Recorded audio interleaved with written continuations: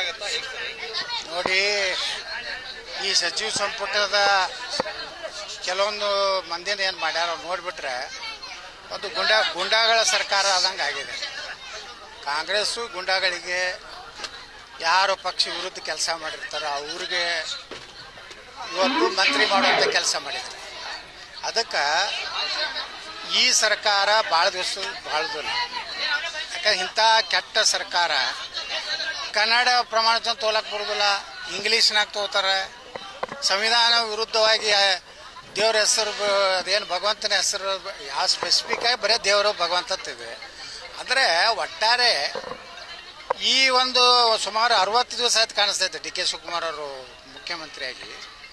60 ದಿವಸದ ಒಂದು ದೊಡ್ಡ ಚಿಂತನ ಮಂಥನ ಮಾಡಿ ರಾಹುಲ್ ಗಾಂಧಿ ವಿದೇಶಕ್ಕೆ ಮಜಾ ಮಾಡ್ಲಿಕ್ಕೆ ಹೋಗಿದ್ದು, ಅವ್ರು ಬರುತ್ತನ ಕಾಯ್ದು ಇಷ್ಟು ಮಾಡಿನೂ ಸಹ ಇಂಥ ಕೆಟ್ಟ ಸಚಿವ ಸಂಪುಟ ಕರ್ನಾಟಕ ಕೊಟ್ಟಿದ್ದಾರೆ. ಅದಕ್ಕೆ ಈ ಸಂಪುಟ ನೋಡಿದ್ರೆ ಕರ್ನಾಟಕಕ್ಕೆ ಮುಂದಿನ ದಿವಸಗಳಲ್ಲಿ ಒಳ್ಳೆಯ ಭವಿಷ್ಯ ಇಲ್ಲ. ಅಲ್ಲಿವರೆಗೆ ಸರ್ಕಾರ ಉಳಿದಿಲ್ಲ ಅನ್ನೋಂಥ ಡೌಟ್ ಇದೆ. ಯಾಕಂದ್ರೆ ಒಳ್ಳೆಯ ಶಾಸಕರು ಭಾಳ ಮಂದಿ ಒಳ್ಳೆಯವರು ಅದಾರ.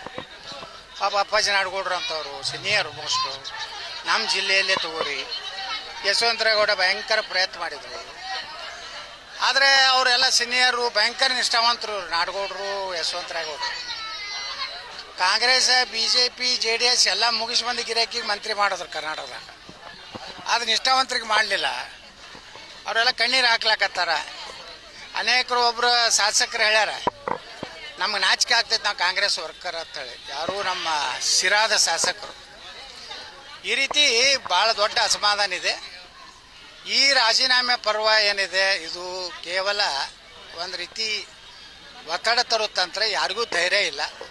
ಅವರು ಧೈರ್ಯ ಇದ್ದರೆ ರಾಜೀನಾಮೆ ಸ್ಪೀಕರ್ ಕೊಟ್ಟು ಸ್ವೀಕಾರ ಆದರೆ ನಿಜವಾದಂಥ ಅವರ ಪ್ರದರ್ಶನ.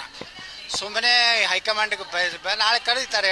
ಹೈಕಮಾಂಡ್ಗೆ ರಾಹುಲ್ ಗಾಂಧಿ ಫೋನ್ ಮಾಡಿದ್ರು, ಪ್ರಿಯಾಂಕಾ ವಡ್ರಾ ಫೋನ್ ಮಾಡಿದ್ರು, ಸೋನಿಯಾ ಗಾಂಧಿಯವರು ಇವತ್ತು ನಮ್ಮನೆಲ್ಲ ಮುಂದಿನ ದಿವಸಗಳ ಒಳ್ಳೆಯ ದಿನ ಅಂತ ಹೇಳಿದ್ರು. ಅದಕ್ಕೆ ನಾವು ವಾಪಸ್ ತೊಗೊಂಡಿದ್ದು ಹೇಳುವಂಥ ಒಂದು ನಾಟಕೀಯ ರಾಜೀನಾಮೆ. ಇದರಿಂದ ಏನೂ ಡಿ ಕೆ ಶಿವಕುಮಾರ್ಗೇನೂ ಆಗೋದಿಲ್ಲ. ಡಿ ಕೆ ಶಿವಕುಮಾರರ ಪತನ ಹೆಂಗೆ ಆಗ್ತದೆ ಅಂದರೆ, ಈಗೇನು ಮಂತ್ರಿಗಳು ಮಾಡ್ಯಾರ ಇವ್ರು ಗುಂಡಾಗಿರಿ ಇವರ ಒಂದು ಇದು ಹೆಚ್ಚಾಗಿ ತಾನೇ ಪತನ ಆಗ್ತದೆ. ದಾವಣಗೆರೆಯಲ್ಲಿ ಯಾರು ಕಾಂಗ್ರೆಸ್ ಪ್ರಯತ್ನ ಮಾಡಿದ್ರು? ಹೌದು, ಕಾಂಗ್ರೆಸ್ ನೋಡ್ರಿ ಎಲ್ಲ ಕಡೆ ಇವ್ರು ಯಾರು ದಾವಣಗೆರೆ ಸೋಲಿಸ್ಬೇಕಂತ ಹೇಳಿ ಏನು ಒಂದು ಪ್ರಯತ್ನ ಮಾಡಿದ್ರು, ಅವರು ಇವತ್ತು ಮಂತ್ರಿ ಆದರು. ಪಕ್ಷದ ನಿಷ್ಠಾವಂತ ತನ್ವೀರ್ ಸೇಠ್ ಎಷ್ಟೋ ವರ್ಷದಿಂದ ಸೀನಿಯರ್ ಮೋಸ್ಟ್ ಮುಸ್ಲಿಂ ಲೀಡ್ರು ಅಂಥವ್ರನ್ನ ಕೈ ಕೊಟ್ಟರು. ಅಂದರೆ ಅವ್ರಿಗೆ ಒಳ್ಳೆಯ ಮುಸ್ಲಿಮ್ರು ಬೇಕಾಗಿಲ್ಲ, ಇಂಥ ಗುಂಡಾಗಳು, ಉಪಾಧ್ಯಾಪಿಗಳು ಇಂಥವ್ರು ಬೇಕು. ಯಾಕಂದ್ರೆ ಕೇರಳದಾಗೇನೋ ಭಾಳ ದೊಡ್ಡ ಉಪಕಾರ ಮಾಡ್ಯಾರ ಅಂಥೇಳಿ ಜಮೀರ್ ಅಹ್ಮದ್ ಖಾನ್ ಮಾಡ್ಯಾರ. ಅಲ್ಲಿ ಡಿ ಕೆ ಶಿವಕುಮಾರ್ದು ಏನು ನಡೆದಿಲ್ಲ, ಸಿದ್ದರಾಮಯ್ಯನವ್ರದ್ದು ಏನು ನಡೆದಿಲ್ಲ. ಒಂದು ರೀತಿ ಸಿದ್ದರಾಮಯ್ಯನವ್ರಿಗೆ ಇದು ಒಂದು ಅಪಮಾನ ಮಾಡುವಂಥ ಒಂದು ವ್ಯವಸ್ಥೆ ಕಾಂಗ್ರೆಸ್ ಮಾಡಿದೆ.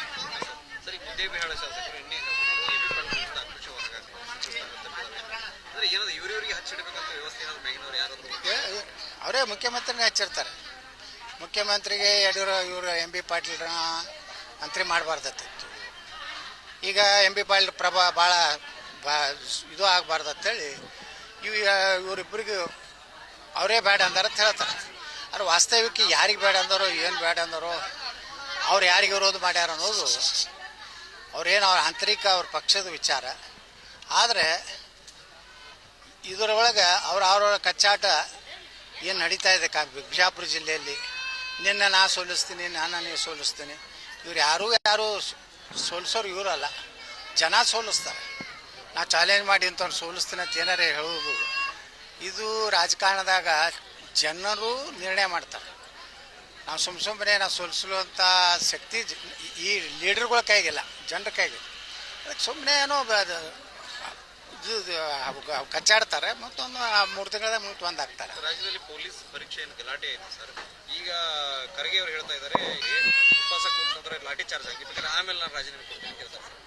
ನೋಡಿ, ಅವರು ಒಬ್ಬ ಗೃಹ ಮಂತ್ರಿಯಾಗಿ ಹೆಂಗೆ ಮಾತಾಡಬೇಕು, ಒಬ್ಬ ಜವಾಬ್ದಾರಿ ಸ್ಥಾನದಾಗಿದ್ದರು. ಅಲ್ಲೇ ಪರಮೇಶ್ವರ್ ಅವರು ಇದ್ದರು. ಅವರು ಒಂದು ಯಾವ ರೀತಿ ಅವರು ಒಳ್ಳೆಯ ರೀತಿಯಿಂದ ಅವ್ರ ಸಂಸ್ಕಾರ ಇತ್ತು. ಇವ್ರಿಗೆ ಏನು ನಮ್ಮ ಪ್ರಿಯಾಂಕಾ ಖರ್ಗೆ ಅವರಿಗೆ ಈ ರೀತಿ ಒಂದು ರೀತಿ ಅವ್ರಿಗೇನಾಗ್ಬಿಟ್ಟಿದೆ, ಅಧಿಕಾರ ವಯಸ್ಸು ಎಲ್ಲ ಕೂಡ ಒಮ್ಮೆ ಬಂದುಬಿಡ್ತದೆ. ಬಂದು ಅವ್ರಿಗೆ ಏನು ಬಾಯಿಗೆ ಬಂದಿದೆ ಮಾತಾಡ್ತಾರೆ. ಈಗ RSS ಬಿಟ್ಟಾರೆ, ಈಗ ಪೊಲೀಸರಿಗೆ ಬ್ಯಾನ್ ಆಗ್ತಾರೆ. ಇದು ಆದ್ಮೇಲೆ ಮತ್ತೆ ಯಾರಿಗೆ ಬ್ಯಾನ್ ಆಗ್ತಾರೆ ಗೊತ್ತಿಲ್ಲ. ಸರ್, ವಿಜಯಪುರ ತಿಕೋಟ ಸೇರಿ ಹಾಸನ ಆ ಭಾಗದಲ್ಲಿ ಎಲ್ಲ ಕಡೆನೂ ಪೊಲೀಸ್ ಪರೀಕ್ಷೆ ಸರಿಯಾಗಿ ನಡೆದಿಲ್ಲ, ಭಾಳ ಗೊಂದಲಾಗಿದೆ. ನೋಡಿ, ಭಾಳ ಗೊಂದಲ ಮಾಡಿದ್ದಾರೆ, ಉದ್ದೇಶಪೂರ್ವಕವಾಗಿ ಮಾಡಿದ್ದಾರೆ. ಇವರು ಇದೇ ಖರ್ಗೆ ಅವ್ರು ಹೇಳ್ತಿದ್ರೆ ಹಿಂದೆ PSI ಹಗರಣ ಆಗೈತೆ. ಈಗ ಅವರೇ ಗೃಹ ಮಂತ್ರಿದ ತನಿಖೆ ಮಾಡಿಸಲಿ, CBI ಕೊಡಲಿ. ಯಾರ್ಯಾರು ಅದಾರ, BJP ಯಾರು ಅದಾರ, ಕಾಂಗ್ರೆಸ್ನವ್ರು ಯಾರು ಅದಾರ, ಅದು ಹೊರಗೆ ಬೀಳ್ತದೆ. PSI ಹಗರಣ ಅಂತೇಳಿ ಇವರೇ ವಿಧಾನಸಭೆಯಲ್ಲಿ ಜೋರು ಮಾತಾಡ್ತಿದ್ರು ಹಿಂದೆ ವಿರೋಧ ಪಕ್ಷದಾಗ. ಈಗ ಅವರೇ ಗೃಹ ಮಂತ್ರಿಗಳೇ ಸ್ವತಃ ಅದಾರ ಮತ್ತು ಪವರ್ಫುಲ್ ಗೃಹ ಮಂತ್ರಿ. ಅವ್ರೇನು ಮುಖ್ಯಮಂತ್ರಿಗೂ ಕೇರ್ ಮಾಡಬೇಕಾದ ಅವಶ್ಯ ಇಲ್ಲ. ಯಾಕಂದ್ರೆ ಅವ್ರ ತಂದೆಯವರು ರಾಷ್ಟ್ರೀಯ ಅಧ್ಯಕ್ಷರಿದ್ದಾರೆ ಕಾಂಗ್ರೆಸ್. ಅದು ಏನಾದ್ರು ಅವ್ರ ಬಳಿ ತಾಕತ್ತಿತ್ತಂದರೆ ಆ ಎಲ್ಲ ತನಿಖೆ ಮಾಡಲಿ. ನಾವು ಹೇಳೋದು ಪೊಲೀಸ್ ಏನೋ ಒಂದು ನೇಮಕಾತಿ ಇದೆ, ಅದು ಪಾರದರ್ಶಕವಾಗಿರ್ಬೇಕು. ಬಡವರಿಗೆ ಸಾಮಾನ್ಯ ಯಾರು ಮೆರಿಟ್ ಅದಾರ ಅವ್ರಿಗೆ ಸಿಗಬೇಕು ಆಯಾ ಮೀಸಲಾತಿ ಪ್ರಕಾರ. ಆದರೆ ಗೃಹ ಮಂತ್ರಿಗಳು ನಡ್ಕೊತ ರೀತಿ, ಅವ್ರು ಗೃಹ ಮಂತ್ರಿ ಕೆಲಸನೇ ಮಾಡ್ತಾ ಇಲ್ಲ, ಬರೀ ಪ್ರಚೋದನೆ, ಅವರೇ ಪ್ರಚೋದನೆ ಮಾಡ್ಲಕತ್ತಾರೆ. ನೀವು ಉಪಾಸ್ಕೊಂಡ್ರಿ, ನೀವು ಲಾಠಿ ಚಾರ್ಜ್ ಆಗಂಗೆ ಮಾಡ್ಕೋರಿ, ಅವಾಗ ನಾಳೆ ಅಂದ್ರೆ ಉಪವಾಸ ಕುಂಡ್ರಿಸಿ ಲಾಠಿ ಚಾರ್ಜ್ ಆಗಿ ಗೋಳಿಬಾರ್ ಆಗಿರಿ 10 ಜನ ಸಾಯಲಿ ಅನ್ನೋವಂಥದ್ದು ಭಾವನೆ ಇರುವಂಥವ್ರು ಒಬ್ರು ಗೃಹ ಮಂತ್ರಿ ಇರಬಾರ್ದು. ಗೃಹ ಮಂತ್ರಿಗಳ ಕೆಲಸನ ಶಾಂತತೆನ ರಾಜ್ಯದಲ್ಲಿ ಕಾಪಾಡಲಿಕ್ಕೆ ಏನೇನು ಒಳ್ಳೆಯ ಮಾತುಗಳು ಹೇಳ್ಬೇಕು ಅದು ಹೇಳೋದು ಬಿಟ್ಟು ಹಿಂಗೆ ಹೇಳ್ಕೋದು ಕೂತ್ರೆ ಇವ್ರು ಗೃಹ ಮಂತ್ರಿ ಕೆಲಸ ಮಾಡೋದು ಬಿಟ್ಟು ಇಂಥದ್ದು ಪ್ರಚೋದನೆ ಮಾಡ್ತಾರಂದ್ರೆ ಇವ್ರ ಮೇಲೆ ಮೊದಲನೇ ಕೇಸ್ ದಾಖಲಾಗ್ತದೆ. ಇನ್ನೊಂದು ಸರ್, 2028 ವಾರ ಇದೆ ನೇರವಾಗಿ ಏನು ವಾರಲ್ಲಕ್ಕಿದೇನು ಭಾರತ ಪಾಕಿಸ್ತಾನ ವಾರ ಏನ್ರಿ? ಯಾರು ವಾರ ಮಾಡ್ಲಿಕ್ಕಾಗ್ತೈತಿ? MLAಗಳು ಅವ್ರದ್ದು ಇಂಡಿಯಾ ಒಳಗೆ, ಇವರು ಬಬಲೇಶ್ವರದಾಗ ಇವ್ರ ಶಕ್ತಿ ಇವ್ರ ಬಳಿ ಇರ್ತದೆ. ಈಗ ಬಿಜಾಪುರಕ್ಕೆ ಎಲ್ಲರೂ ವಾರ ಮಾಡೋದ್ರಲ್ಲ, ಶಿವಾನಂದ ಚಡದ ವಾರ ಮಾಡಿದ್ರು, MB ಪಾಟೀಲ್ ಬಂದು ವಾರ ಮಾಡಿದ್ರು, ಎಷ್ಟು ಭಾಷಣ ಮಾಡಿ ಹೋದರು. ಮತ್ತು ನಮ್ಮಲ್ಲಿ ಕಳ್ಳರು BJP ಇಳಿದ್ರು ಅಂತ ವಿಜೇಂದ್ರ ರೊಕ್ಕ ಕೊಟ್ಟು ಕಳಿಸಿ ಅವ ವಾರ ಮಾಡ್ದ. ಇಲ್ಲೊಂದಿಟ್ಟು ನಕಲಿ ಹಿಂದೂಗಳು ಅದಾರ, ಅವ್ರು ವಾರ ಮಾಡಿದ್ರು. ಎಲ್ಲ ಪುಟ್ರೆಲ್ಲ ಮಾಡಿದ್ರು ಆರಿಸಿ ಬರಲಿಲ್ಲ. ವಾರಗಳು ಏನಿಲ್ಲ, ಜನರ ಕೈಗೆ ಐತದು. ಏನು ಜನರು ಆ ಓಟೇನು ಓದ್ತಾರಲ್ಲ ಅದ್ರ ಮೇಲೆ ಅದು ವಾರ. ಅದು ಇವರೆಲ್ಲ ಸುಮ್ಮನೆ ಧಮಕಿ ಇವೆಲ್ಲ. ಮತ್ತು 3 ತಿಂಗಳದಾಗ ರಿಪೇರಿ ಆಗಿಬ್ರು ಹಲ್ಲಿ ಕಚ್ಕೋತ ಫೋಟೋ ನೀವೇ ಹಾಕ್ತೀರಿ. ಯಶವಂತರಾಗೌಡ MB ಪಾಟೀಲ್ ಹಲ್ಲಿ ಕಸಿಯುತ್ತೋ ಆಗ ತೆಗೆದ ಚಿತ್ರ ಅಂತ ಹಾಕ್ತೀರಿ, ಆಯ್ತಲ್ಲ.